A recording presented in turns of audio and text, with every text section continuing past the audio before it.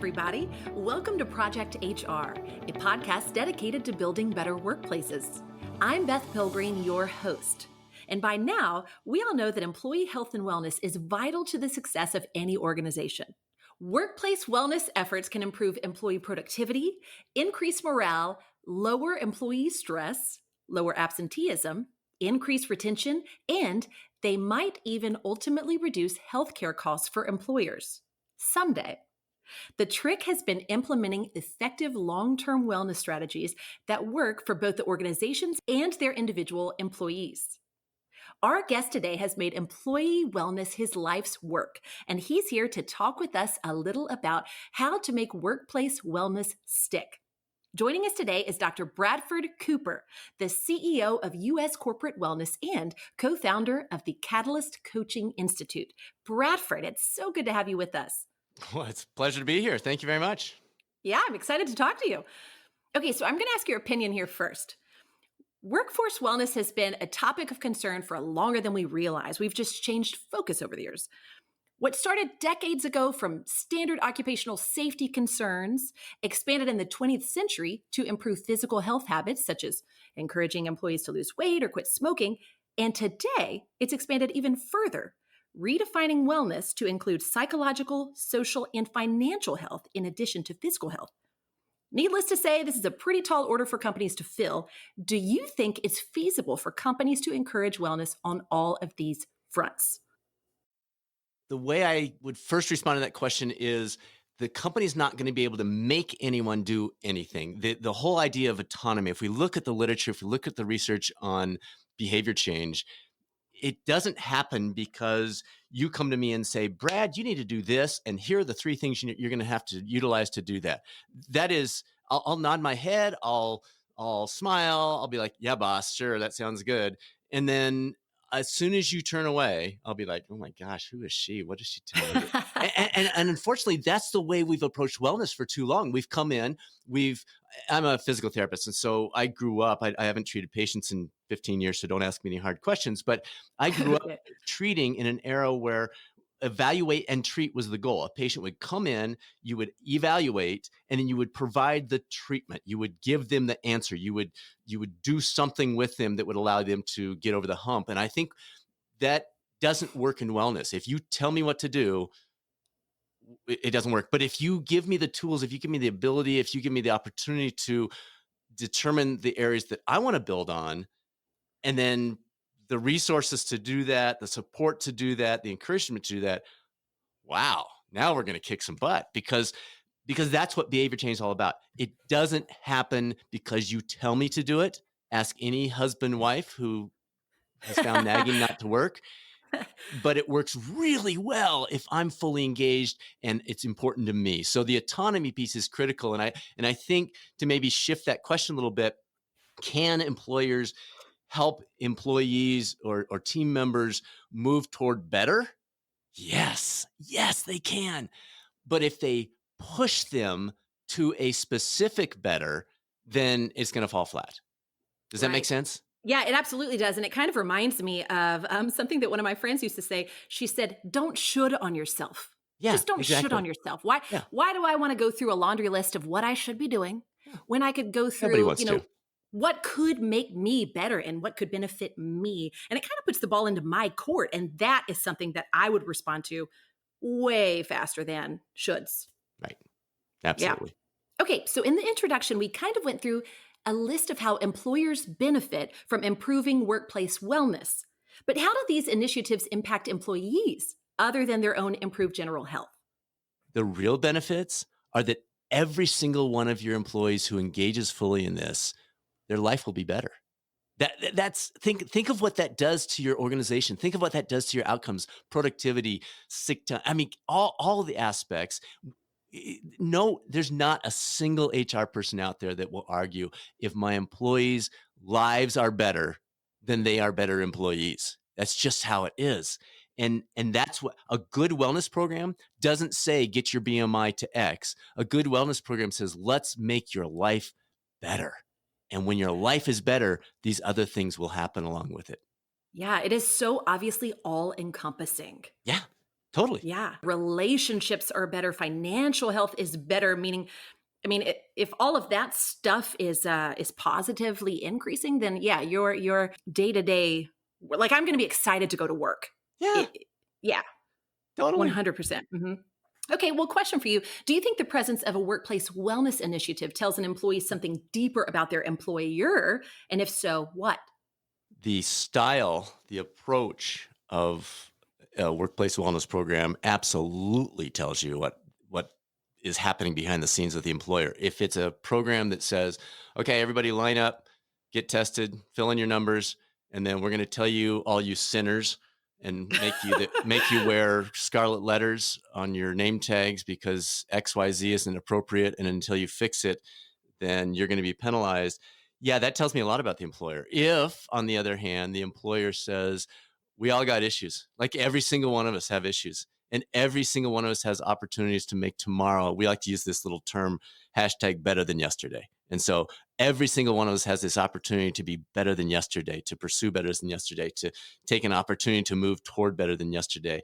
If we do that, if my employer is helping me do that in a way that's meaningful to me and not just the employer, that tells me a lot about that employer. Absolutely. Okay, we've learned a lot about workplace wellness programs over the years, with general debates over whether or not they're working. What do you see as the primary challenges facing employers looking to implement wellness programs in their workplaces?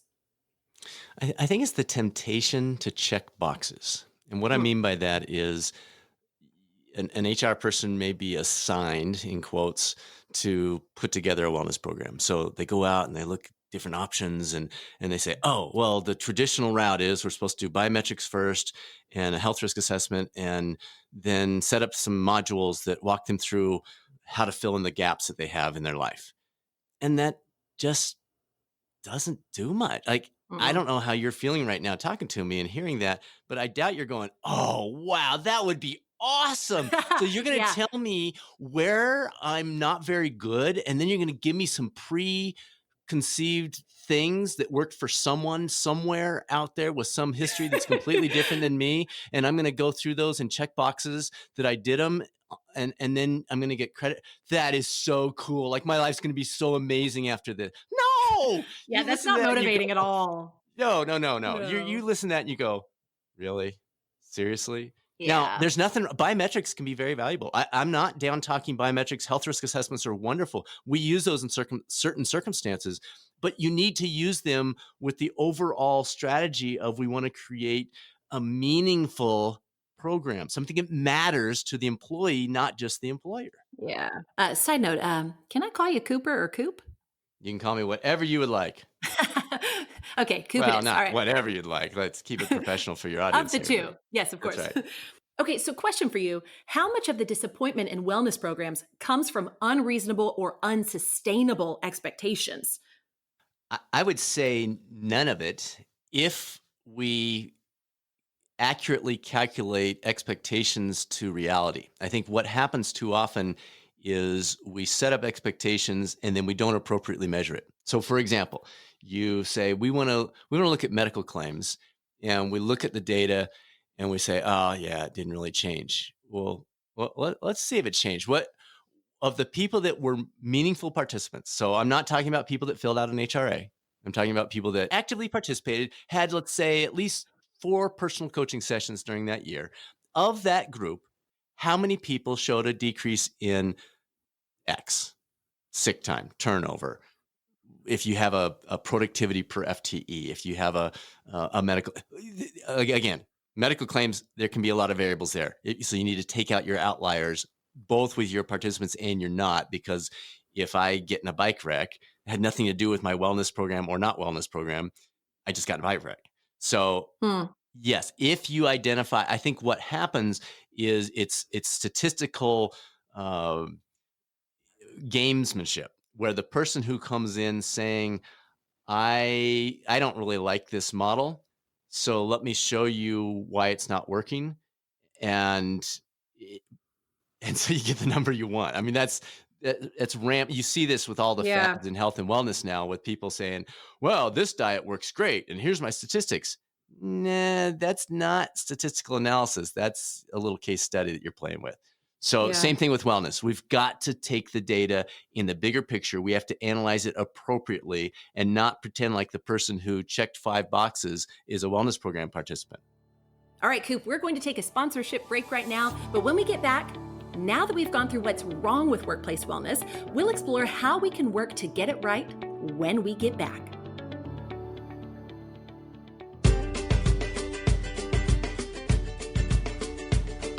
Thanks for listening. Also, thanks to A Better Leader for supporting this week's episode of Project HR. A Better Leader is leadership training that brings your leaders into alignment. A Better Leader's online platform improves engagement and morale and directly affects your bottom line. Get your free 2-week trial at abetterleader.com.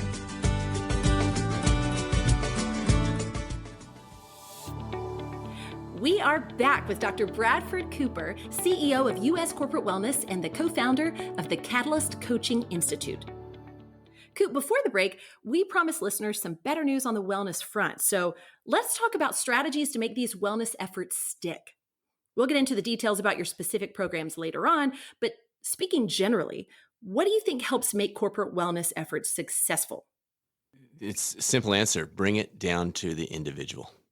And I think there are little tests that you can do with this. Think of your most extreme employees. Think of the fittest, craziest. This is your yoga instructor, Ironman triathlete, vegan. What would help them? What would engage them? And then think of the other extreme. The person that says, "I could care less. Like I don't Right. want to even look at a wellness program."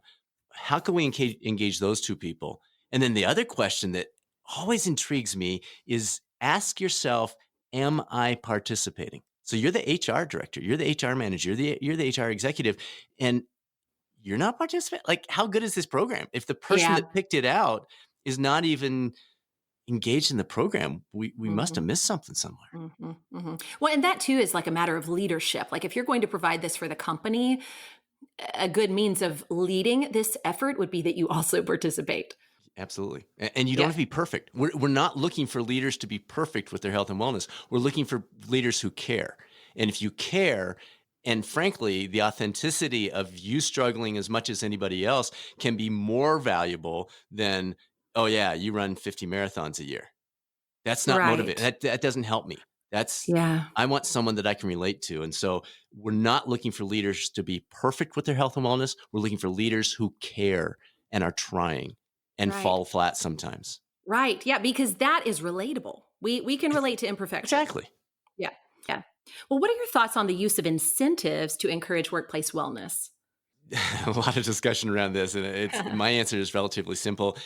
You've got to have them, but it's a little bit different than the typical reason for you've got to have them. You've got to have them to get folks to engage and try it out and give it a shot. Too often incentives are set up again to identify rewarding box checking. That's not what we're looking for. We want to engage. We want to use the incentive to engage people to try something that will be meaningful if they give it a shot. Now, no one listening to this, well, maybe a couple of people listening to this, wake up in the morning and say, you know, I would love to talk to a wellness coach today, using that as an example. They're like, a wellness coach? I mean, in most cases, they seriously are saying, a wellness coach? Like, what's a wellness coach? I don't even Yeah, know what what is this that? thing is. What are we Yeah. doing here? So the incentive, the purpose of that incentive is to say, look, we get it. You don't probably know what a wellness coach is. And if you do, maybe you had a bad experience because it was some, call center and the person was interrupting your day at some random time and they wanted to tell you to eat kale. So we get it that maybe you've had this bad past experience or no past experience. So we're going to use our incentive to have you give it a shot. So here's some time off, or here's some cash in your health savings account, or here's some literal cash to try out the coaching. Now, if the coaching stinks, if it's not personalized, if it's not meaningful, then I probably won't continue. But if you incentivize that first 2 or 3 sessions for me to give it a try, if the coach is good, and by the way, anybody thinking about coaching, there's a thing out there, and maybe you want to link to it. It's NBHWC. It's the National Board for Health and Wellness Coaching. It has nothing to do with us. It is the national exam, the National Board Certification for Wellness Coaches. If the organization providing your wellness coaching does not have coaches trained in an accredited program by NBHWC, start running the other way. Yeah, so that's the key. Okay, so what's the difference between offering wellness activities to employees and creating a culture of wellness within your organization? You'd probably think of a Venn diagram. They're probably overlapping a little bit, but the culture says we want to be an organization where individual, meaningful wellness at again that individual level matters. That it's supported. That it's built into what we do. It's part of our DNA. Whereas providing activities is, well, frankly, in most cases, it's just throwing money at something that you don't need to throw money at. A quick example. So, health club memberships. That typically is a big. It's a common thing. People are like, "Oh, we want to offer free health club memberships for our employees." Really? Like, that's awesome if you literally just want to spend money on people that are already working out. But the data is very clear. The reason people aren't working out is not due to the monthly membership. It has nothing to do with it. And if they done, I saw a study last year that showed about 2% of people, they for a month or two, if they got a free membership, they'd start going. But when you get 6 months in, it's a ridiculously small number. So Yeah. if you're wanting to reward people that already do it and you want to do that through free health club member, I'm all for it. If you want to give me a free health club membership, that's awesome. Thank you very much. And there's an argument for doing so because you're rewarding people that are already making good choices. So if you understand that's the reason for doing that, great. But Right. if you think giving out free health club memberships is going to increase the number of people pursuing healthy lifestyles, you are kidding yourself. Hmm.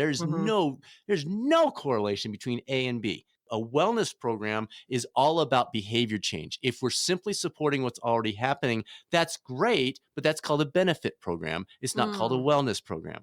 Yeah. And that's not individually personalized either. And that is, I think, that's where you're going to get the magic is when you cater it down to this specific person. Yeah, yeah. Help Yeah. them make tomorrow a little bit better than today, Yeah. What's that hashtag again? better than yesterday. Yep. I love it. Hashtag better than yesterday. Okay. So to build a culture of wellness, we've already talked about the gym membership, but does a company have to invest in, let's say, even building a corporate gym or hiring full time yoga instructors? Or is this something that can be done on a budget? Oh, absolutely. We've even had companies come to us and say, "We've got this much. What's the best way to spend it?" Oh, awesome. You can reverse engineer if you want. What I would encourage people to do is start with the most meaningful and then add from that. Don't start with the easiest. Don't start with the most common. Don't start with the one that's just out there on the internet the most. Start with what would be the thing that will have the biggest impact. Again, we offer the full suite of stuff. So all the things that you see out there, but if somebody comes to me and says, "Brad, here's how much we've got. Should we start with biometrics or HRAs or web portal or group challenges or coaching?" So again, we offer all these things, but if they're asking that question, which one on a limited budget do I start with? My answer is super easy. Like, I don't even think about it. It's start with coaching because even if let's say you've got a ridiculously small budget and you can only afford a couple of sessions a year with your employees, still two well done coaching sessions during an entire year is not enough to move the dial a huge. Let's not kid ourselves. But if you compare it to lunch and learns or health club memberships or HRAs but it's not even close. At least you get the starting point and it gives you something to build on. And then maybe down the road, you add in these other layers of the target. Well, speaking of lunches, should companies rethink how food is approached in the workplace? From snacks to business lunches, should everything be seen through a healthier lens? Okay, we got back to the should thing. We always want to be careful with that word. But would it be valuable to put a greater emphasis on healthy food? Absolutely. And you can do this without jamming it down people's throats. We don't need to be the food police. So you can start smarter. You can say, if we're serving food as part of a meeting, we're going to serve healthy food. Now, I didn't say perfect food.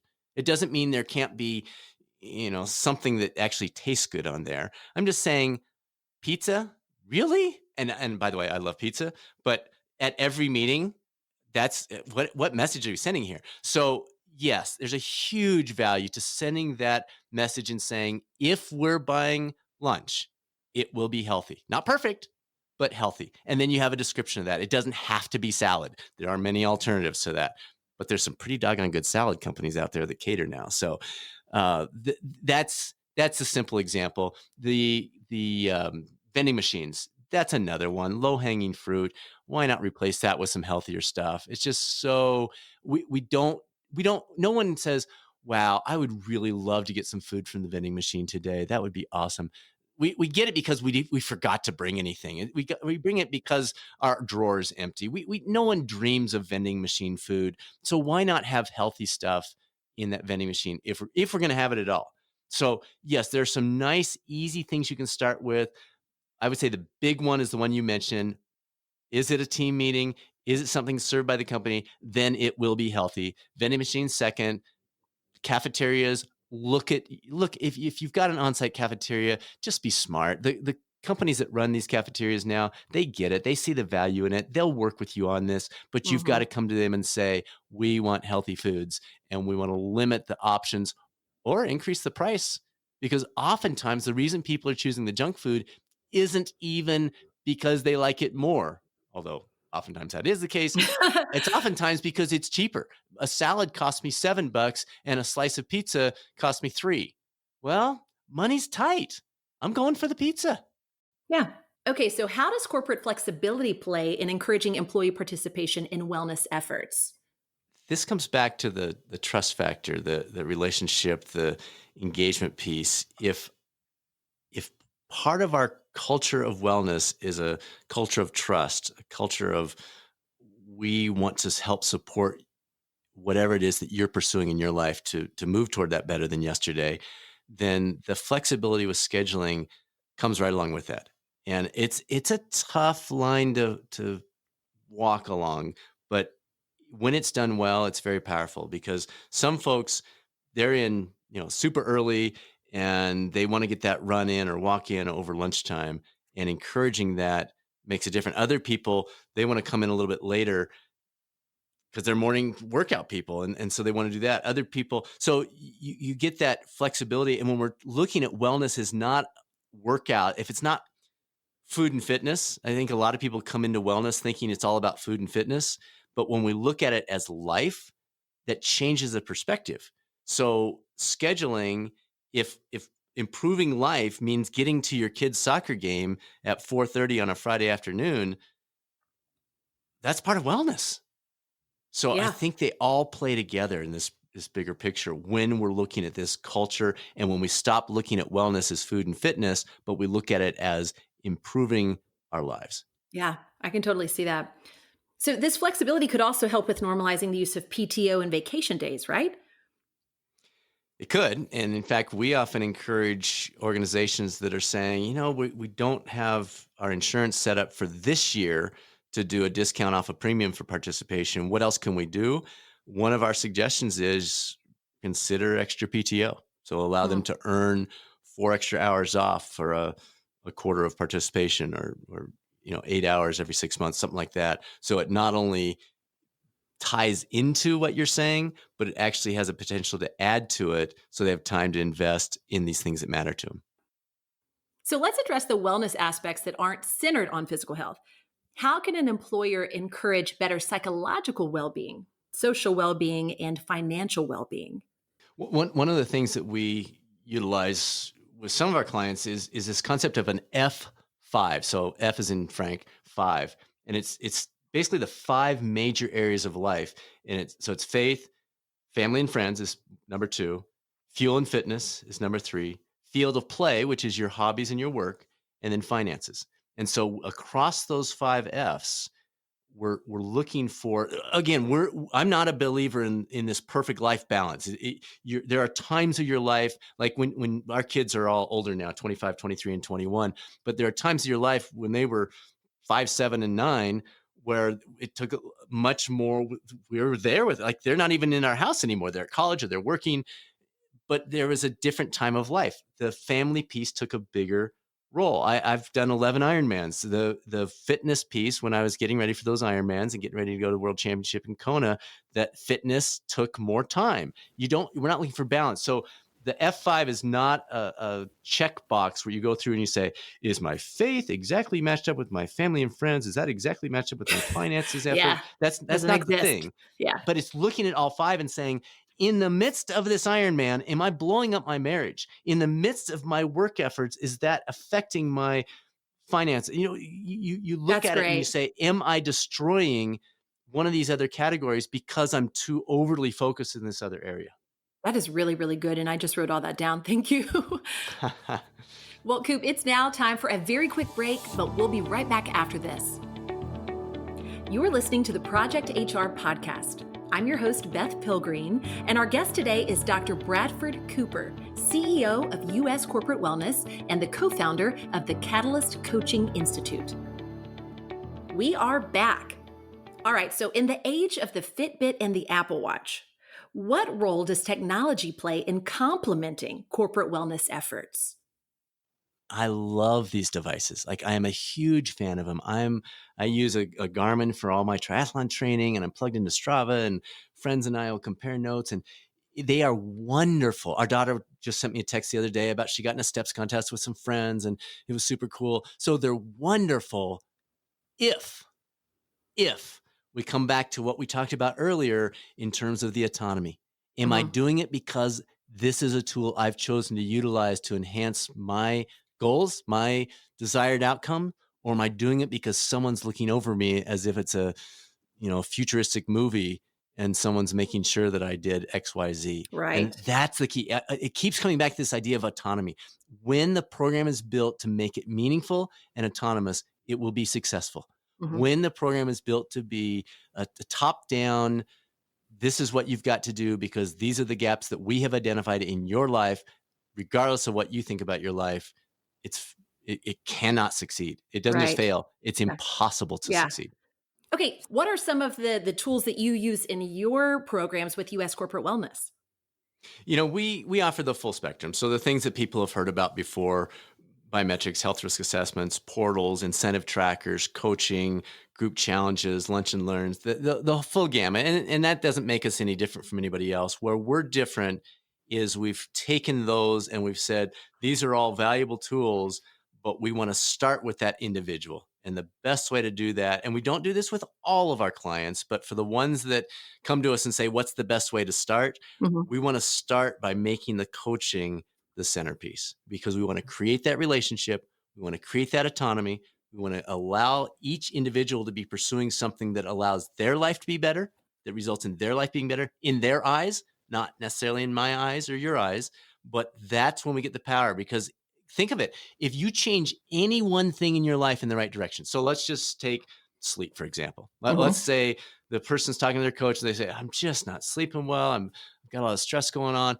Okay, so is that what you'd like to go through? Yeah, that's what I like. So they work through stress, and so the person ends up improving their quantity of sleep by X amount. Guess what happens to their financial decisions? Guess what happens to their food choices? Guess what happens to their percentage of days that involve some exercise of some sort? Guess what happens to the relationships with their spouse? You just go down the Yeah. list. So we Mhm. didn't work on relationships with spouse. We didn't work on finances. We didn't work on food. We didn't work on exercise.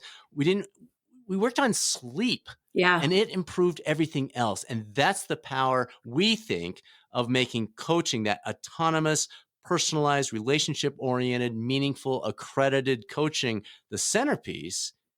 And then, and by the way, we're not a coaching company. We're a wellness company. We Hmm. just see that as being the core piece that has the biggest impact and then impacts everything else going Yeah. forward, instead of trying to flip it and saying, well, your finances are a wreck. Your relationships are terrible. Your food is not good. I don't care. Let's figure Yeah. out something that you care about.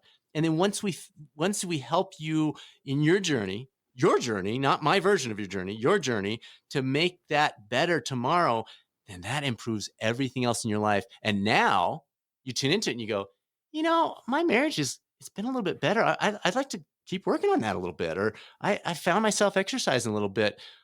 Coach, could we work through some ways to? So do you see what I'm saying? So Yeah. it just 100%. builds this momentum, because momentum is a powerful thing in Mhm. life. And if we can build on that, it makes all the difference. I love that. Well, on your website, you talk about AMP coaching. What exactly is that? Or is that AMP? Yeah, well, it's both. So when you think about an amplifier, you think about something that makes everything else better. So the sound comes in and the amplifier puts it out in a much bigger, massive outcome. That's the idea of AMP coaching, and it stands for accredited, meaningful, and prioritized coaching. Accredited. We're not talking about nice people on the other end of a phone call in a call center. That's not coaching. I'm not sure what that is, but a lot of companies are doing that and calling it coaching. We want it to be accredited. If you've not been through a program that's accredited by the NBHWC, that's not us. That's the National Board for Health and Wellness Coaches. Then you can't be one of our coaches. So that's the A. The M is the meaningful piece, because if it's not meaningful to the individual employee, then it won't happen. So that's the M part, is meaningful. And then the P is prioritized. Instead of saying, yeah, we offer coaching, and that means 2% of our employees utilize it. Yeah. We want to help the employer, if they want to, build a model where coaching is prioritized, where 60, 70, 80, 90% of their employees are connecting with their own coach on a consistent basis. And that consistent basis might be as little as 2 times a year based on budgets, or it might be 4 or 6 times. It doesn't have to be a lot. That can keep that momentum moving forward in the right direction if we do it well. And how does U.S. Corporate Wellness customize their services for the needs of a company? I'm smiling because I'm thinking it's essentially the exact same way we do it with the individual employees. We don't come to them and say, this is program A, this is program B, and this is program C. Which one would you like? We say, where are we going with this? What have you done in the past? What's worked? What hasn't? How would you like to progress over the next year, 2 years, 3 years? What would you like to be said about your organization and the culture of wellness by your employees, by your customers 5 years from now? And so as I'm thinking about it, it's really the same process on a global scale. Well, Coop, I love how passionate you are about coaching. That's so obvious. But because of that, you've created an institute dedicated to maximizing coaching skills, the Catalyst Coaching Institute. Can you tell us a little bit more about that? Yes, and I appreciate you asking about that. We have been training coaches since we started U.S. Corporate Wellness back in 2007. And in 2011, we kept having people come to us saying, well, where can we get trained? And how can we work as coaches? And so that's when we started Catalyst Coaching Institute. It is an MBHWC approved program. Oh, awesome. And the goal of Catalyst is to provide resources for coaches. That's awesome. And you guys do so much. I hope that everybody that's listening will take advantage of all the resources that your companies provide. And for those that are listening, where can they learn more about U.S. Corporate Wellness? Our website is uscorporatewellness.com. So real easy to remember. Yeah. The podcast is potentially your best starting point, because that gives you access for anyone, no matter where they are in the journey, whether they are a coach or they're just trying to make their lives a little bit better.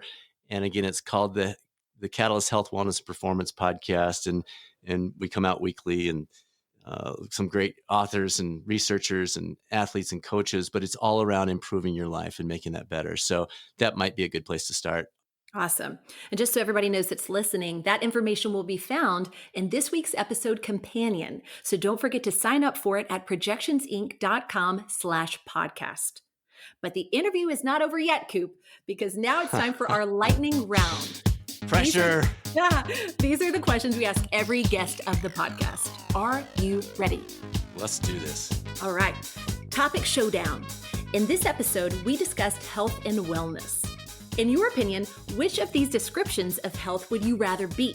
Fit as a fiddle or alive and kicking? Beth, I think for me, they're the same thing. If I'm not fit, I don't feel alive. I like it. What's the worst job interview question you've ever been asked? I can't think of one I was asked, but I'll share a brief story about one that I asked someone else. Our daughter got married last December, and when the young man who was dating her did the traditional, let's sit down with your dad and ask for your hand in marriage kind of thing, I asked him a question where I said, okay, so if you were in my seat and you had an amazing daughter, like this young woman you've been dating, and you wanted to know one thing about the guy that was asking for her hand in marriage, what question would you ask? Whoa. And we had some fun with that. Oh, I love that. What's your favorite thing about working in wellness? It's such a blessing to be in a field where every single day you get to see people making positive changes and seeing the results of that. So yeah. I think I'd have to say that. Yeah, that's got to be so gratifying. I can see that too. Oh. What's the best piece of advice you've ever been given? Now, remember a buddy of mine who's also a triathlete saying when you're out there on that Ironman course, you know you're going to go through tough times. You know there are going to be struggles. It's a 9.5 to 11-hour race on a good day, and it's through all the heat and everything else going on. He said, just keep moving forward and keep fueling. And I think that's great triathlon advice, but it's even better life advice. That's awesome. Who or what inspires you? I would point to our kids. Again, our kids are 25, 23, 21. We've watched them grow up. We've watched them go through their different struggles and journeys, and it's just so cool. They're so different. It's amazing that they are raised by the same parents and the same churches and schools and homes and pets and all this stuff, and to be so different.